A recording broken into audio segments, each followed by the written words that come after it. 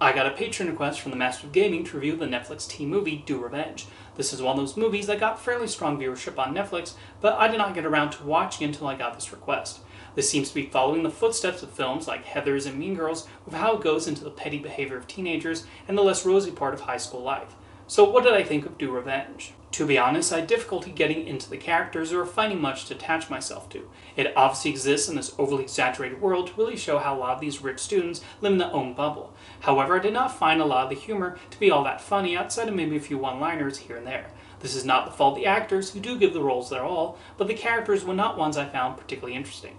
There is a bit of sympathy with the lead protagonist Drea and what she has to deal with, but I still found her mostly underwritten. Hawke gives a very good performance as Eleanor, the person she plots revenge with, and she makes it hard to forget she's Uma Thurman's daughter, as she sounds and acts exactly the same, which I guess is how genetics work. But if the script had been made into a movie around the late 80s or early 90s, I think her mother would have absolutely played this role.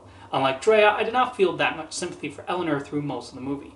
Meanwhile, you have the other teenage girls. With the exception of Sophie Turner, nothing about the other girls stood out to me as their personalities largely blended together.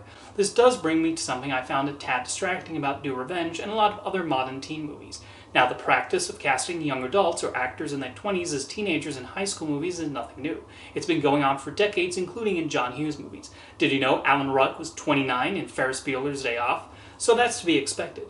The problem is that all the teenagers in this movie are so heavily made up with perfect skin and perfect hair, and they just do not look like regular teens. I remember what teenagers look like. They're gangly and imperfect, with messy hair and acne, and in the awkward middle between child and adult. That's why a show like Freaks and Geeks is considered one of the most realistic depictions of teenagers, because they made sure the actors look like they might exist in an actual high school and not a Hollywoodized depiction. I know Do Revenge is not meant to be a realistic depiction of teenagers, but they could still have made everyone not look so airbrushed. And this is more of a personal thing, but whenever I see these big parties they sometimes show in high school movies, all I can think of is how unappealing they look. I know I'm a noise-hating, introverted teetotaler, but I've yet to see one of these teen parties in a movie and think, that seems fun. Naturally, the film throws in a few romances, and while the one between Eleanor and Talia Ryder's characters have a few cute scenes, I thought the one between Drea and a boy she eventually falls for fell flat. Something I did appreciate about the movie was the use of color.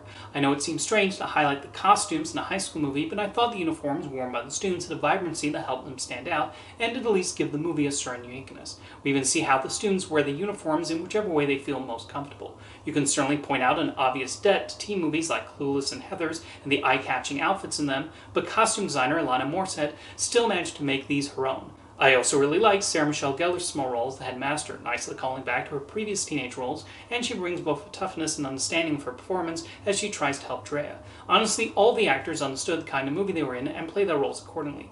I just wish the jokes they had to say were funnier.